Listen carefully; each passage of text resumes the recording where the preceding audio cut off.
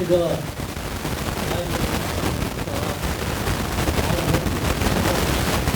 난방으로 하는 경우가 있어요. 그러니까 제 나이를 생각해서 혹 잘못되는 점이 있다 하더라도 양해를 하세요. 그리고 나는 오늘 이 자리에 온 것은 그 여러 나라를 걱정하고 있는 여러 어르신들 앞에 강사로 나온 게 아닙니다. 한 가족으로 우리 애국 동지를 만나는 대화를 장소에 나왔지 절대 저를 강사라고 생각하지 마세요.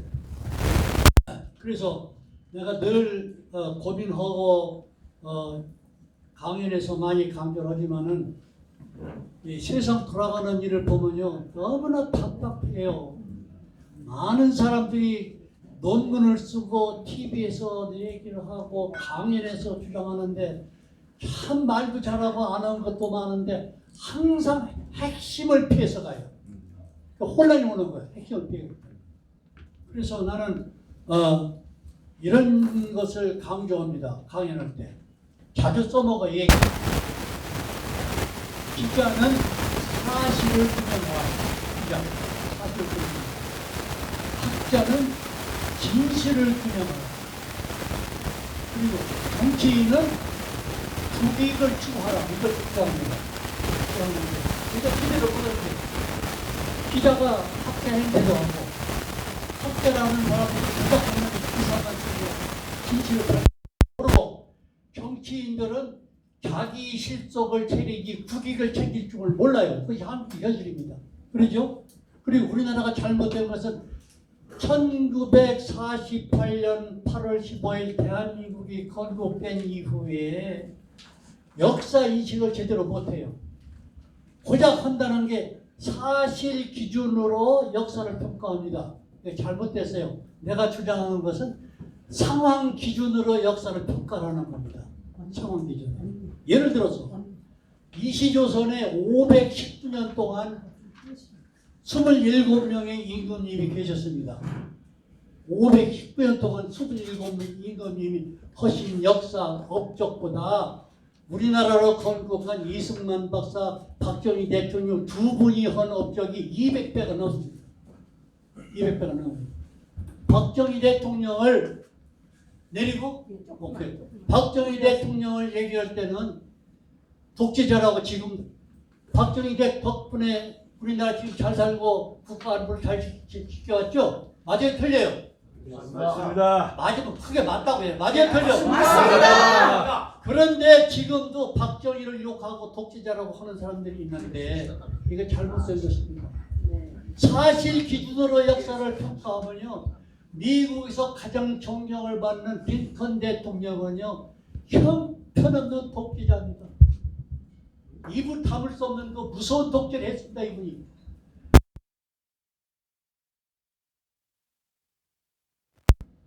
영장 없이 자기 정치적 정적을 3,500명을 영장 없이 다 체포했습니다. 상권 분리국가인 미국에서 대법원장에게 너희 새끼 까부르면 감옥에 쳐넣는다고 공갈을 쳤습니다. 그리고 85만 명이라는 미국 청년이 전사하는 남북전쟁을 그분이 치렀고요. 그런 형편없는 독재자의 미국의 역사상을 사실 기준으로 한다면 형편없게 왜 그 사람이 미국에서 가장 존경받는 대통령이 됐습니까? 그 사람이 그때 그런 강력한 정치를 안 했다고 하면 오늘의 미국은 존재하지 않습니다. 그래서 그렇죠? 네. 박정희 대통령이 독재자예요, 아니에요? 아닙니다. 독재자가 맞아. 독재 틀림없어. 유신헌법, 네. 긴급조치 구호, 뭐 여러 가지 이건 독재 틀림없어요. 그러나 그 독재가 대한민국을 살리기 위한 필요악이었습니다. 박정희 대통령이 그때 그런 강력한 편법적인 정치를 안 했다고 하면은 오늘 대한민국은 존재하지도 않고 오늘 이 자리 이 모임도 없습니다. 네. 맞습니다. 내가 주장하는 것은 역사 평가는 사실 기준으로 하지 말고 상황 기준으로 하자 이겁니다. 네. 상황 기준으로. 그런데 내가 오늘 지적하고 싶은 것은 우리나라의 전략이 처음부터 잘못된 부분이 이승만 박사의 대한민국 건국은 인류 문화 역사 속에서 가장 위대한 사건 중에 하나입니다. 그런데 이승만 대통령을 우리 국민이 지금까지 국민뿐만 아니라 우리 역대 정부도 마찬가지야. 국회도 마찬가지고 학자들도 다 마찬가지고 우리 이승만 박사를 죽였어요. 우리가 그 벌을 받고 있습니다. 왜 거룩한 위대한 대한민국 건국 기념일 48년 8월 15일 건국 기념일을 대한민국가 지켜본 일이 단 한 번도 없습니다. 미국 조지 워싱턴 생일이 미국 국경일이죠. 이승만 박사의 생일을 국경일을 지킨 일이 없습니다. 그런데 김구는 상해 임시정부 김구는 효창동에 가면 경찰 기념관 같은 거 별거 다 있어요. 이승만에 관한 동상 하나 기념관 하나 없습니다. 내가 얘기 잘 들으세요. 역사 공부. 상해 임시정부가 언제 생겼습니까? 1919년 4월 11일 상해 임시정부 생겼죠. 그것을 건국기념일로 지키자는 것이 이제 빨갱이들의 주장이죠. 왜 그런지 이승만의 업적을 죽이기 위해서 그런 거예요. 알겠어요? 이승만의 업적을 죽이기 위해서. 이승만 박사가 상해 임시정부 초대 대통령을 역임했어요. 초대 대통령. 그때 소련의 크레므린에서 상해 임시정부에게 200만 루블의 지원금을 약속을 했어요. 상해 임시정부에 소련에서. 이승만 박사가 절대 반대입니다. 받지 말라고 했는데 그 중에 약속한 200만 루블 중에서 60만 루블가 들어왔어요. 구좌에 들어왔는데 이 박사가 받지 말라고 했어요. 그래서 이 박사의 압력 때문에 그 60만 루블이 누가 어떻게 썼는지 아직 역사에 기록이 없습니다. 전혀 누가 먹었는지 어떻게 썼는지 기록이 없어요. 이 박사가 환멸을 느꼈어요. 보니까 상해 임시정부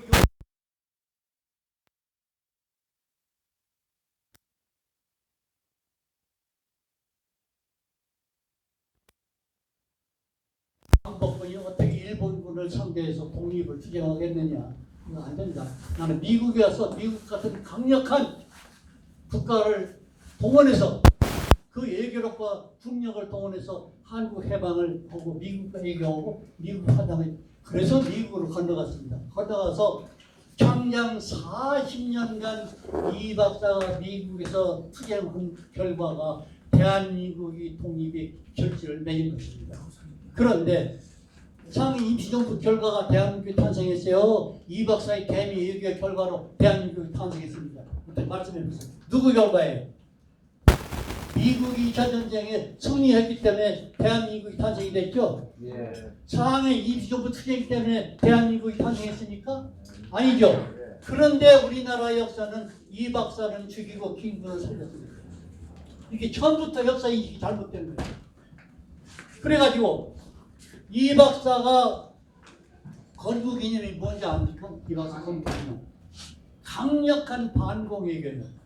반공. 그 다음에 친미외교, 세 번째 기독교 정신. 이 세 가지가 대한민국 건국의 건국이념의 큰 풀입니다. 그래서 대한민국 건국됐는데 소련이 91년도에 해체됐죠.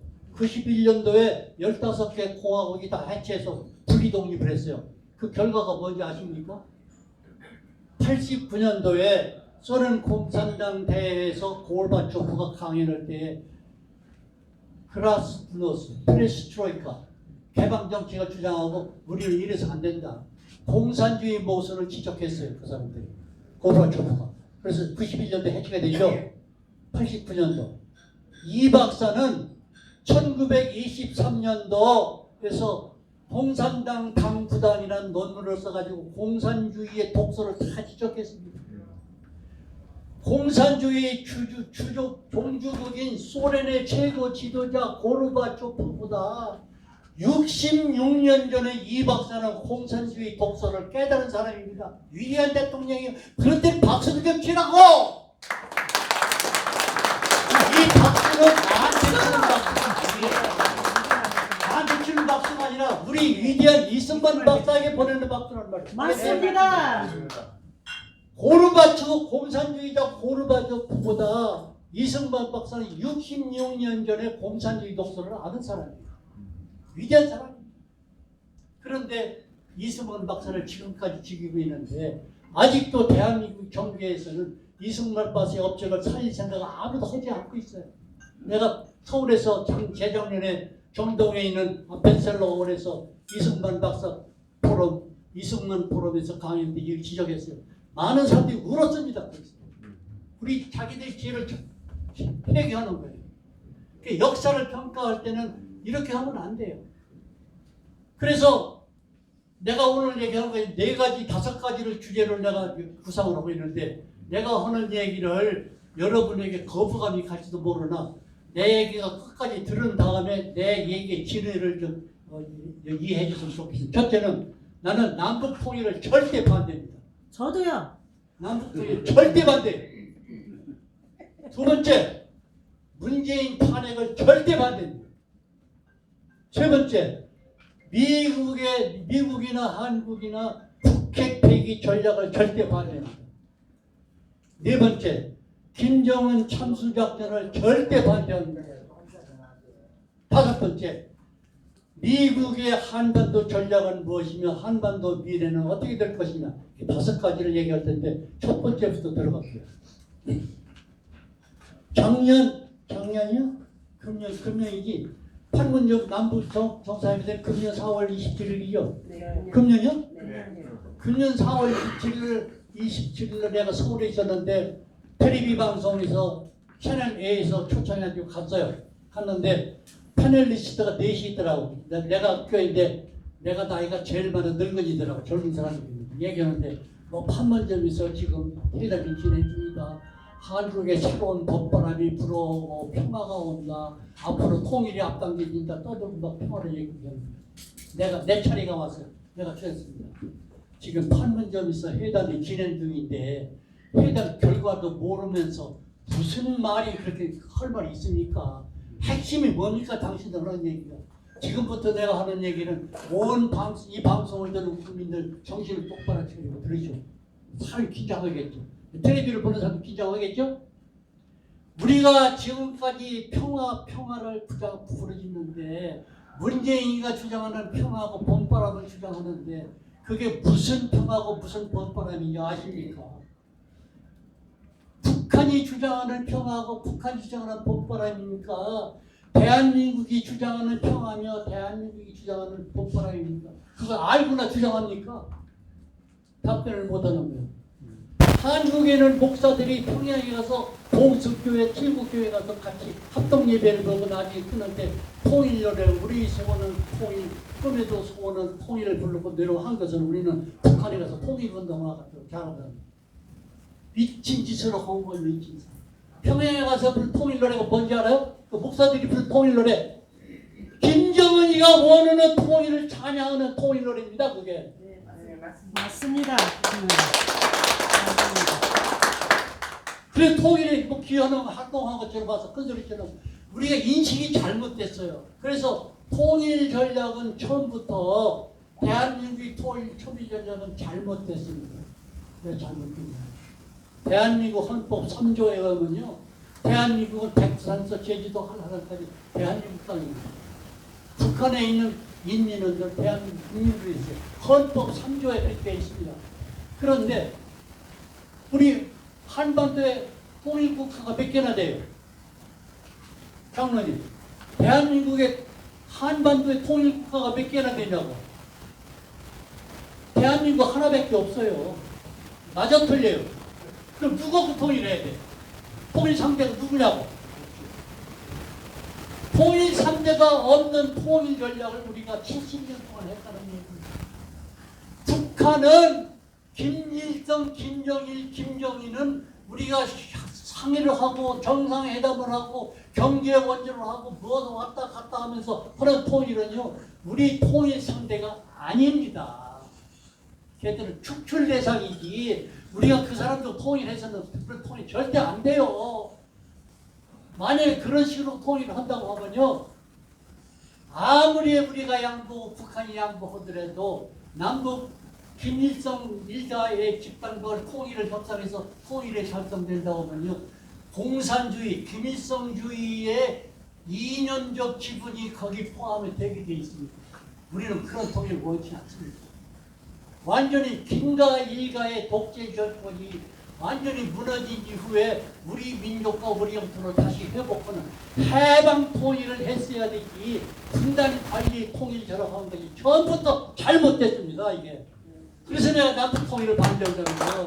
맞습니다. 그래서 뒤늦게나마 미국이 깨달아서 그것을 지향해가지고 북한 정권을 인정하지 않는 쪽으로 남북 통일을 5차원의 통일 전략을 추진하고 있는데, 내가 이런 얘기를 했습니다. 저는 4월 20일 날짜도 기억해요. 4월 20일 날 내가 서울에 있는 건 어떻게 알고 영국에 있는 내셔널 지오그래피라는 회사가 있다. 그다음 미국 건조한테 연구하더라고. 내셔널 지오그래피. 맞죠? 네.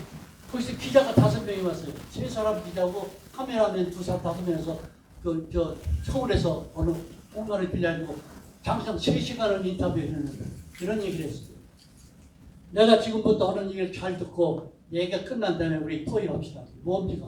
당신들 시외버스 44번이라는 얘기를 들어본 일이 있어? 못 들어봤대. 혹시 들어본 일 있으면 손 들어봐요. 시외버스 44번 얘기 들어본 일 없어요? 지금 잠깐 내 얘기를 들어보라. 어느 나라에서 시외버스 44번이라는 버스가 있는데 버스 기사가 운전수가 이쁜 미인이야. 이쁜 미인. 모니카만큼 더 이뻤던가. 하는데 어딜 가니까 청년 3사람이 탔어. 탔는데 알고 보니 깡패야. 깡패인데 가다가 정류소도 아닌데 깡패가 차를 세우고 깡패가 제가 여자 운전수를 끌고 숲으로 들어가서 강간을 해요. 강간했어. 그냥 여자가 세상에 여기에다가 혼자 당하죠. 당한다고. 승객 중에 청년 한 사람이 일어나가지고 말리러 가요. 그걸 말리러. 그러니까 깡패들한테 직사적으로 칼로 찔러가지고 막 피도 흘리고 난리요. 걸어왔어. 그 버스 운전수를 자기 운전석에 앉고 깡패도 타고 청년 버스가 가는데 언다가 어디서 찾아가서는 버스가 딱 쓰더니 여자 운전사가 그 청년 보고 깡패 내리셔. 왜요? 빨리 내리죠.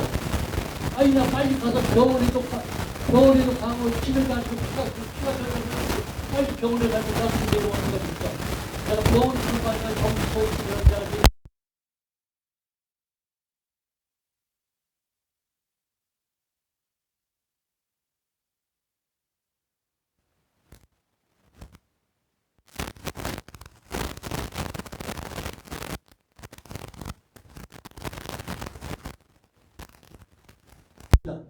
얼마 가더니 이 운전기사가 자기 더러워진 몸이 너무 비참해서 자살을 해요.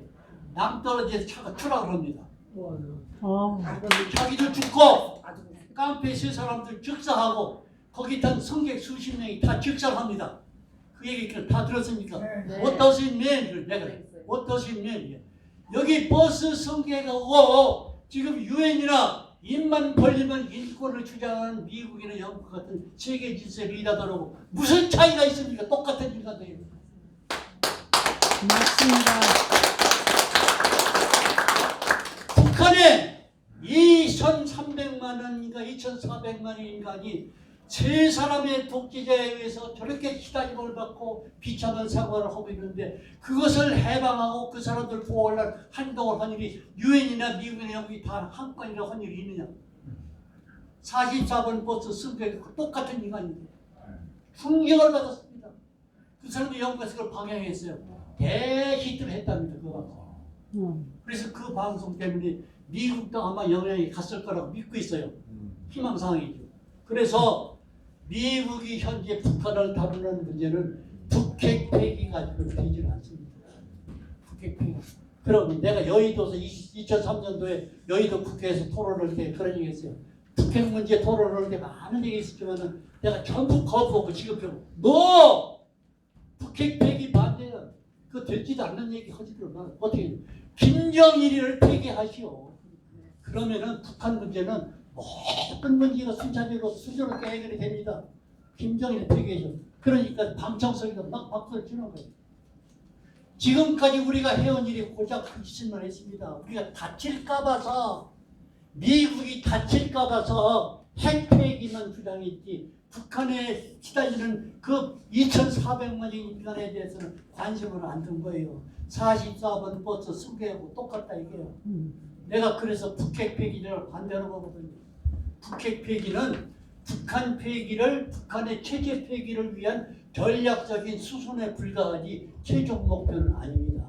북한 인권 해방을 위한 미국의 고차원의 전략입니다.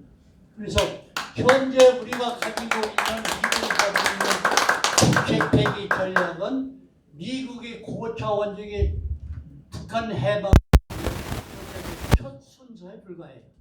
그래서 우리가 대한민국 사람들이 이해하고 있는 북핵 폐기 전략은 잘못됐다 이겁니다. 두 번째 뭘 할까요? 두 번째는 그 문재인 탄핵 얘기해야 되겠죠? 네. 문재인 탄핵 얘기를 하겠어요. 한국에 가니까 그 태극기 집회 나도 가서 이거 해봤어요. 넥타이도 풀고 이거 해봤어요. 전부 문재인 탄핵하라, 문재인 하야, 이런 내가 주장한 거 잘못됐다고 이런 집회 다 집어치우라고. 왜 그러는 게? 어째서 문재인이 대통령인데 왜 탄핵을 합니까? 문재인을 탄핵한다는 것은 문재인을 대통령으로 인정하는 것입니다. 맞습니다. 맞습니다. 네. 문재인을 하야하라고 하는 것은 문재인을 대통령으로 맞습니다. 인정하는 것입니다. 체포예요. 체포. 그것은 네. 그런 칭호를 붙이지 말고 그냥 문재인이라고 하세요. 네. 문재인을 체포해요. 끌어내리라고 하지 말고 강제로 잡아내리는데 내 말은 끔찍한. 근데 최근에 금년도 들어와서 한 달 전부터 한국에서 태극기 집회할 때 문재인에게 대통령 칭호를 붙이지 않는다는 움직임이 시작이 됐어요. 최근에. 네. 내가 주장한 것 2년 후에 깨달아 그 사람. 문재인을 탄핵을 하게 되면은 문재인을 대통령으로 인정하는 거예요. 문재인을 대통령으로 인정한다고 하면은 박근혜 탄핵을 합법화하는 것입니다. 알겠어요? 네. 박근혜 대통령을 합법화한다고 하는 것은 대한민국의 헌법을 탄핵했습니다. 말이 안 되는 겁니다. 지금 많은 사람들이 지금 애국 투쟁을 하고 있어요. 다 박수를 보내고 우리가 성원도 보내고 지지해야 돼요. 문재인 끌어내기 위해서 지금 얼마나 많이 고생들 하고 있습니까?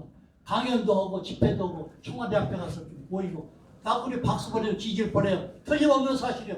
그러나 그 사람들이 한 가지 깨달아야 할 게 있어요. 아무리 박근혜 대통령이 싫고 잘못하는 게 있다 할지라도 그분이 탄핵 사유의 법률을 범은 일이 없습니다. 맞습니다. 맞습니다. 아주 박근혜에 대해서 못마땅한 점이 많아요. 그럼 우리가 법을 제대로 이해하고 대한민국의 정통을 제대로 해석할 수 있는 인간이라고 하면은 박근혜가 아무리 싫고 잘못하고 여자고 못하고 뭐 부족한다 할지라도 탄핵해서는 안 되는 이유를 얘기하겠습니다. 박근혜 대통령이 잘못하고 지적할까요? 제일 잘못하고 뭔지 아세요? 왜 평양에서 김정일을 만나요? 그거 잘못했죠? 왜 평양에 김정일을 만납니까? 두 번째, 세종시를 찬성한 것이 왜 그 세종시가 뭔지 알아요? 북한이 주장하는 연방제통일을 하면은 연방정부 수도를 서울을 연방정부에게 내주고 북한은 지방정부는 평양에 나오고 남한의 지방정부를 지방으로 내쫓고해서 세종시를 조선에서 내려가지고 쫓아내려고 해서 노무현이 콩수인데 왜 박근혜를 뭘 불러도 그 다음에 천안함 사건 때 얼마나 많은 피해를 40명이 우리 아빠한테 박근혜 한 뒤로 한마디 하고 잘못했다. 내가 그래서 박근혜를 보고 훌륭한 대통령 깨끗하고 청정으로 보고 박근혜 대통령은 연장도 대통령 우리가 이 시대에 필요한 대통령은 연장도 가지고 있다고 산적 부목과서 꼭 수용을 하고 모금을 참 대통령이 와서 우리나라를 정전했을 것인데 이 부분 깨끗하게 어떻게 나오는지 그러나 박근혜는 탄핵을 밟는 죄를 범한 일이 없습니다. 그리고 대한민국을 잘 지켰습니다. 네, 맞습니다. 깐미정부의 박근혜 시대보다 저더 강한 박근혜 시대고 깐미정부의 최고지로 좋았습니다. 네, 맞습니다. 박근혜 지적을 내가 이번에 저도 최고로 공부받을 공부 연구를 박근혜 시대가 배경까지 듣고 있는데 김영삼, 김대중, 노무현, 이명박 4대 정부가 헌정되다 20대가 들어가서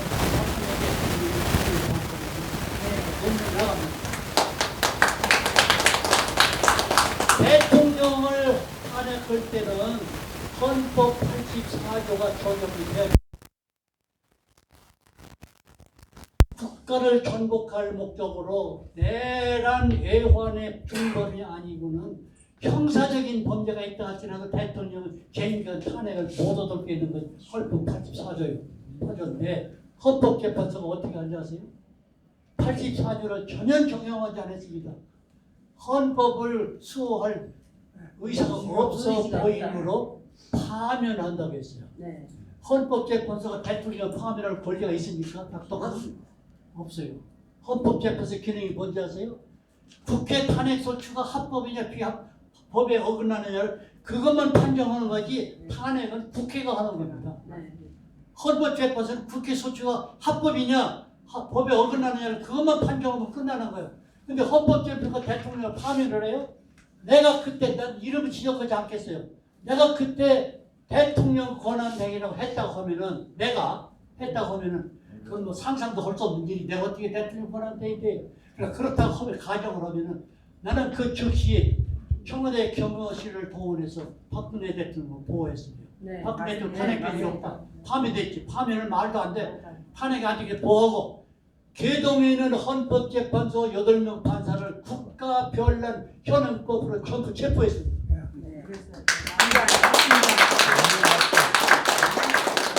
이런 사실을 우리나라 헌법재판소 우리나라 헌법재판소는요 불법으로 대통령을 몰아냈을 뿐만 아니라 헌법재판소는 우리나라 최고 상위법이고 최고 권위 법기관이 헌법을 지키기 위해서 생긴 헌법재판소가 대한민국의 헌법을 탄핵했습니다. 맞습니다. 이것을 문재인을 대통령으로 인정한다고 하면은 박근혜 탄핵을 합법화하는 것이고 박근혜 대통령을 합법화하는 것은 우리 국민이 우리 사법기관이 대한민국의 헌법을 탄핵한 것입니다. 말이 안 됩니다. 혹 박근혜 대통령 잘못이 있다 할지라도 탄핵 사유가 아니기 때문에 그 정권은 지속이 돼야 됩니다. 맞아요, 틀려요? 맞습니다. 그런데 지금 한국이 잘못된 모든 애국단체들이 박근혜 대통령 탄핵은 짚고 넘어가자. 지나가는 짚고 재판을 찾아 분석하고 있거든요. 딱 한 군데 안 그러는 데가 있습니다. 나중에 네. 많은 사람이 그러고 있는데 이게 잘못됐습니다. 6시 20분까지?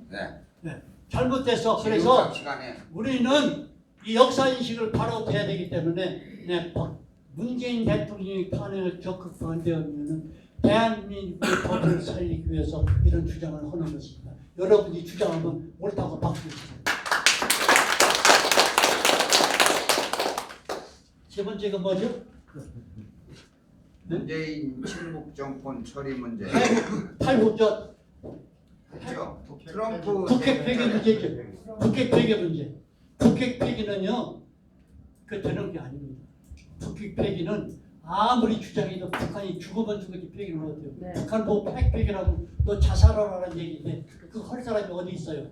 안 해요. 그래서 북핵 폐기는 북한을 접수하기 전략적인 단계에 불과하고 북핵 폐기 전략은 전략의 수선에 불과합니다. 그래서 북핵 폐기 이상의 것을 우리가 추구하는데 천만다행으로 미국이 트럼프 대통령이 그걸 추진하고 있습니다.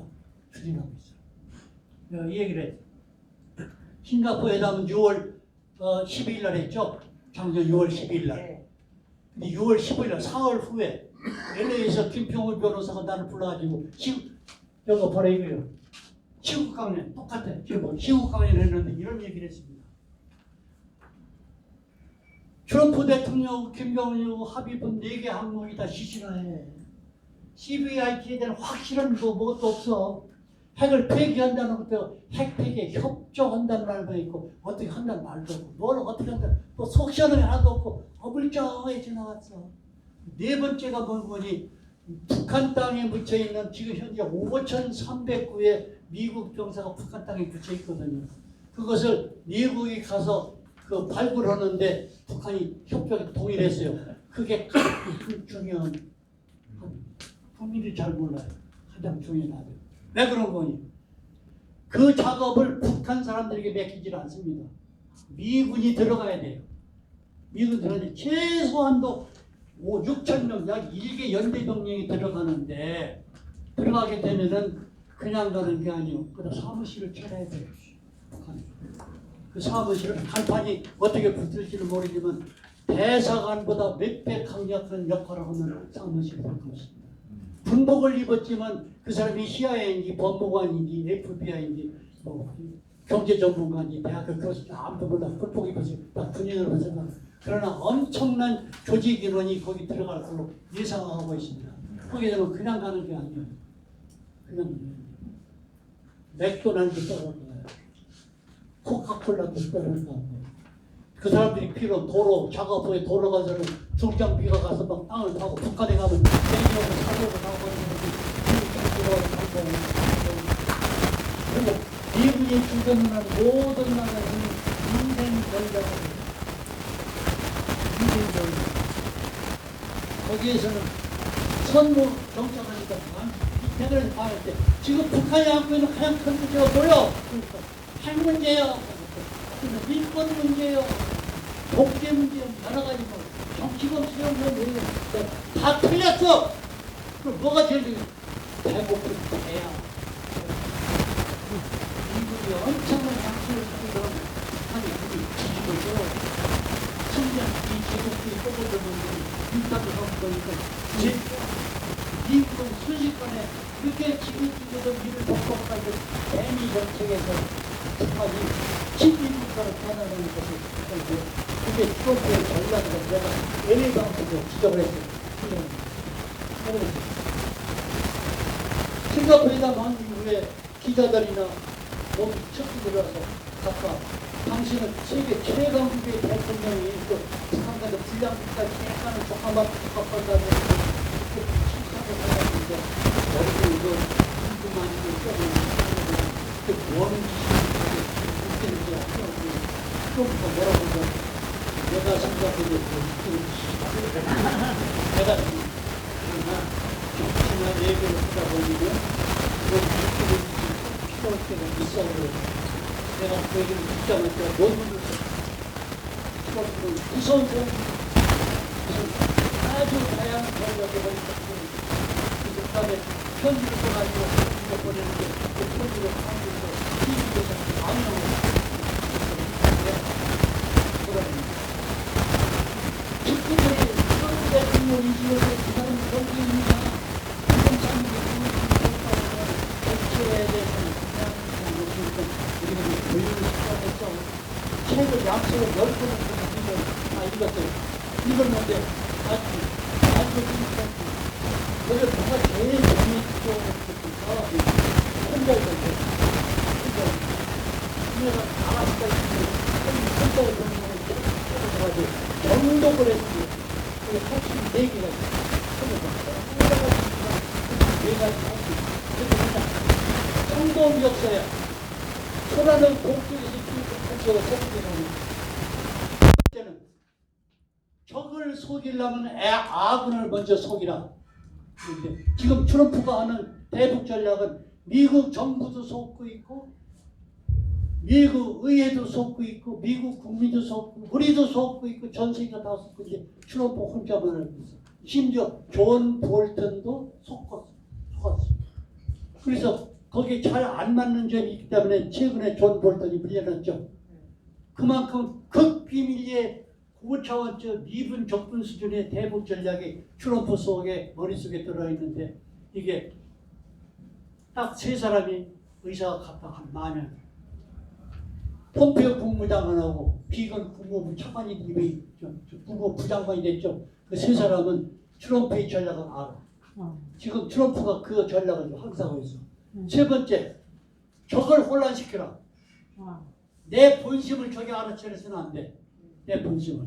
그러니까 트럼프는 북핵 공격하고 너 북핵 폐기하려면은 뭐 우리 쳐들어가 항공모함도 지금 5척이나 갈 거고 F-22 비행기 뜰 거고 관도에서 뭐 F-B-1이 뜰 거고 뭐 너 정신적 작살날 테니까 막 핵 폐기해. 내 말 듣고 들어오면은 내가 부자 나라 만들어 줄게.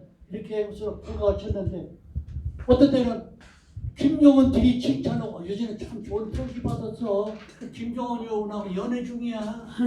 그럼 북한에서 뭐 미사일 발사니까 어떤 때는 미사일 발사 디렉 공격을 하고 군부에서 공격하고 의회에서 공격하는데 트럼프 혼자 아이고 그거 어느 나라도 다 할 수 있는 일인데 뭐가 신경 써 가만 놔둬. 그러니까 대한민국에서 막 욕하고 트럼프 저 사람 미친놈이라고.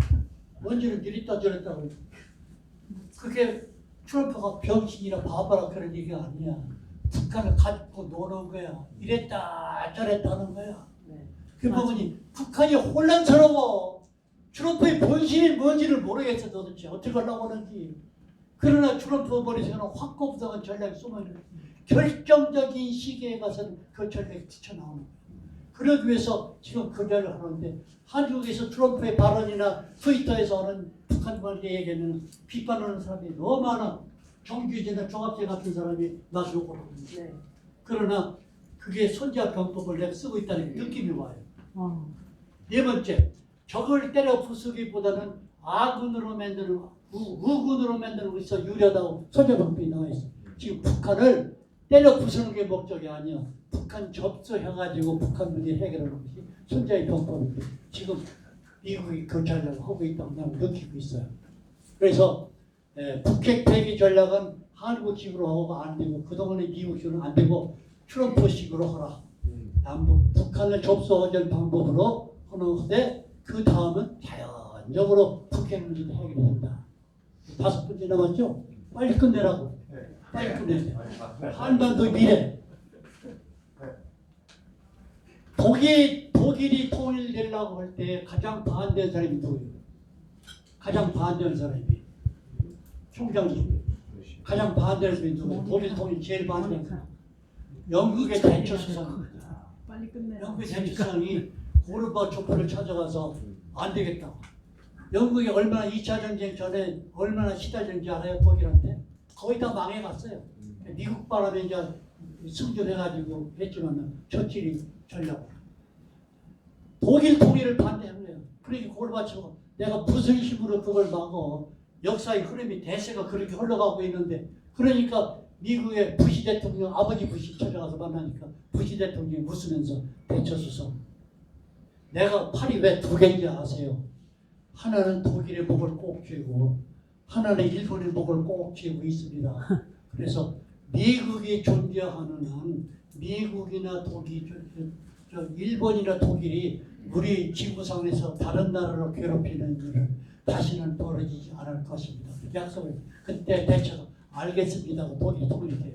그런데 미국이 왜 한국 통일을 주장하느냐? 러시아나 중국은 죽었다 깨어나도 미국이 같이 상대할 만한 동맹국이 될 수 없습니다. 항상 괴로운 나라입니다. 그럼 일본은 어떻게 해요? 일본은 미국이 필요한 만큼만 키워줘요. 중국을 견제하기 위해서. 그렇지만 일본이 강대국이 돼가지고 했을 때는 다시 미국에 도전할 수 있는 잠재력이 있는 나라예요. 잠재력이 있는. 그래서 왜 그런 전략을 했냐? 진주만 북핵에 원죄가 있어. 그래서 일본에서 천황이 한국 선언했을 때 미조리 함상에서 강화 조약을 내렸죠. 그때 맺을 때 모든 조약은 일본과의 조약은 10년 만에 개인 순서로 됐어요. 일본은 아무리 죽었다 깨라도 미국을 도전할 수 있는 나라가 못 됩니다. 그 대안이 뭐냐? 시끄러운 세계 질서를 다시 하기 위해서는 헌병 국가가 필요해. 유럽은 영국 너야. 중동은 이스라엘이야. 아세안은 통일 한국이야. 그 그렇게 하기 위해서 대한민국을 통일시키려고 하는 것입니다, 지금. 그런데 대한민국 통일로 끝나면 안 돼요. 강국이 돼야 돼요, 통일, 헌병국가 역할을 하려면. 그래서 조지 프리드만이라는 그 학자가 있죠, 미래학자. 그 사람이 뭐라고 예언한지 아세요? 2040년을 목표로 만주 삼성이 대한민국 영토가 된답니다. 이 사람이 밥 먹고 미쳤다고 그 헛소리 하는 사람이 아니요. 뭔가를 알고 미국의 전략과 정책을 알기 때문에 그런 위대한 학자들이 그런 예언을 하고 그걸로 끝나는 거 아니에요. 대한민국이 최강국이 된다 하더라도 철두철미한 미국의 우방국가로 존재하지 미국 도전국가는 안 된다는 게 어디서 증명되느냐. 지구상에서 많은 전쟁이 있었지만은 미국 군대, 미국 병사하고 한국 군대가 같은 전장에서 피를 흘린 건 대한민국밖에 없어요. 6.25 전쟁에서 그랬죠. 이락 전쟁에서 그랬죠. 아프간에서 그랬죠. 대한민국은 혈맹이고 죽었다가 해도 도전할 수 있는 대한민국 때문에 대한민국의 아시아 헌병국가를 만들려는 것이 미국의 최종 목표입니다. 그래서 뭐라고 하는지 아세요? 골드만삭스가 뭐예요? 세계 최고의 금융기구죠. 네. 2050년까지가 아니고 2050년 이내에 대통일 한국은 미국 다음으로 지구상에서 두 번째는 경제 강국이 된다고 예언을 했습니다. 그런 징조를 너무 이거 과장된 얘기가 아니겠느냐. 이거 허황된 얘기가 아니었는데 나도 그렇게 생각했는데 최근에 와서 나는 그렇게 믿게 됐어요. 최근에 무슨 일이 생긴지 아세요? 요즘 유튜브에 그거 뜹니다. 2030년 전후에서 지구상에 휘발유를 사용하는 자동차는 다 없어진답니다. 전부 전기 자동차로 전환이 되는데 기술도 편리하고 그 생산가도 낮추고 아주 좋은데 안전도가 공해도 없고 그런데 그 전기 자동차의 사용을 배터리 생산이 중국, 일본, 미국, 독일이 격축을 벌인 영국인데 한국이 최첨단으로 앞서 있답니다. 앞서 있는데 전 세계에서 지금 한국에 앞으로 사용할 전기 자동차 배터리 수주 가지고 솔라게처럼 좀 퍼붓고 오고 넣는다는 거죠. 한국은 잠재력이 있는 나라예요. 네, 맞습니다. 또 하나 재밌는 얘기 할게요. 안한대일이 얼마나 돼? 여기서 얼마 안 되죠? 20분. 안한대일에 사무실을 두고 있는 김재옥 박사라는 한국 사람이 있어요. 김재옥 박사, 미국 시민이죠. 미국 시민인데 그 사람이 샌디에이고 해군 기지에서 근무하면서 뭘 발명을 해놓은 거니 미국하고 십몇 년간 연구해서 발견했는데 바닷물을 사용하는 핵발전소를 연구를 했는데 앞으로 200억 년을 써도 끝나지 않는 연료를 바닷물로 쓰는데 그것이 거의 실험 단계에 끝나고 성공되는데 그 핵융합, 핵 분해가지고 핵무기는 핵 분해요. 그 사람들이 연구한 것은 핵융합이에요. 핵융합을 하는데 이것은 김재옥 박사는 미국 사람이야. 그러나 그 당시 이명박 정부 때 그 연구에서 엄청난 돈을 투자를 했어요. 해가지고 그 연구 개발이 한국과 미국이 공유 특허를 내고 있습니다. 그 지분이 반반으로 한다고 했어요. 그래서 앞으로 한국은 어떤 정부가 들어서건 물론 다 다른 공산주의 정부가 들어서는 안 되겠지만 한국은 어떤 시대냐 원다 하더라도 앞으로는 지구상에서 미국 두 번째가는 경제 강국이 된다는 징후가 자꾸 오고 있어요. 이게 누구 덕분이냐? 우리나라를 이렇게 강국으로 만들어 이승만 박정희 대통령이 패러다임 속에서 이게 이루어진 거 있고 미국이라고 하는 위대한 강국이 우리 그래서 우리는 지금 시련을 겪고 있지만은 조금만 더 참읍시다. 작년이 떠나기 전에 무슨 큰 목표가 징후가 보입니다. 그러니까 여러분 너무 실망하지 말고 신심을 갖고 정부를 해서 여기 애국적과 기도하고 감사합니다.